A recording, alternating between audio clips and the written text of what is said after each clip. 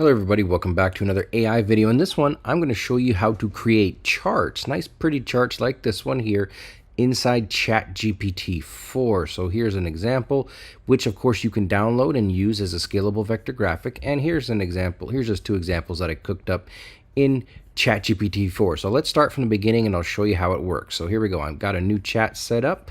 I'm going to click on GPT-4, and then when I hover over the button, you'll notice here that I have plugins. There's a check mark beside plugins. When I click on plugins, you'll see here that I've got this plugin installed, and it's called Diagram. Yeah, it's a pretty good name, I suppose. .am, I don't know what that means, but whatever. If you don't have yours installed, just click on the plugin store, and then all you got to do is just type it in here. D-I, there it is, Diagram. Oops, not diagram, Diagram. And then just click on the install button beside it like I've done here. Okay, good. You're following with me now, making sure that you're hovering over plugins, then plugins are selected, and Diagram is got the blue check mark. All you got to do is type in some data. So I'm just going to copy paste some data here, create a pie chart from this data, survey of 145 people, ask them which is the nicest fruit. Apple 35, orange equals 30, banana equals 35, kiwi 25, etc., etc.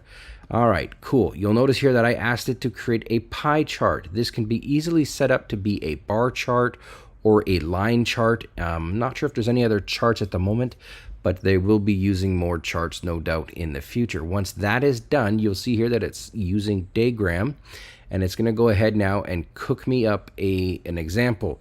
That example will look exactly like this. And then while this is cooking over on the left side here, I'm going to go ahead and show you next step. Once you've got the image, it allows you to click on it. You can actually just right click on this image and then go save as. Here's the part where you want to be a little careful. It just saves it as like this sort of randomy number looking thing.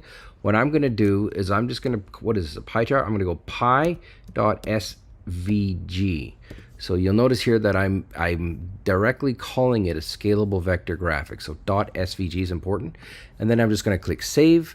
And then you'll see here that it's downloaded and pi.svg. I'm just going to go show in Finder now, or Windows Explorer, and presto, you'll see here that I've got the SVG. And if you want to test it, like I've tested it here, you'll see here that it opens up and it is a scalable vector graphic that you can go ahead and take a look at. So there you go. That's how you do it. Remember, pie charts, bar charts. If you want to click on the link, this is what you get when it's done. It shows it to you in the in Chat GPT 4, and then you can click on the link and it will open it up just like it did last time. So there you go, guys. That's all there is to Diagram. Thanks a lot.